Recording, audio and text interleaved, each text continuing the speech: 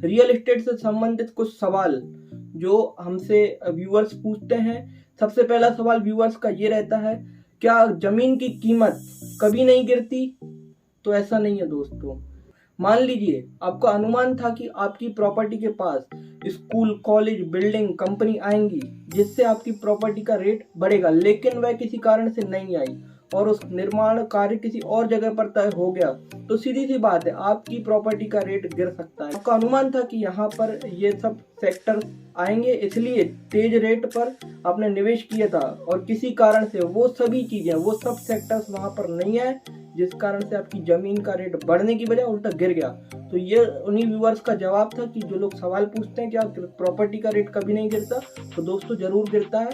अगर आपका अनुमान फेल हो जाता है, आपका अनुमान गलत साबित हो जाता है, तो प्रॉपर्टी का रेट गिरता भी है।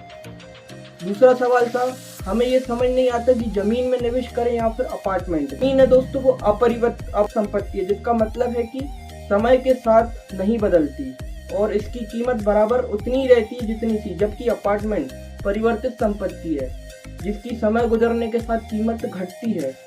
अपार्टमेंट की कीमत जमीन की तुलना में या तो धीमी गति से बढ़ रही है या तो गिर रही है। जैसे जैसे अपार्टमेंट या बिल्डिंग पूरी पुरानी होती जाती है, उसकी कीमत दिन प्रतिदिन गिरती जाती है। अपार्टमेंट की तुलना में जमीन की कीमत ज़्यादा तेजी से बढ़ती है, जबकि जमीन में ऐसा नहीं होता।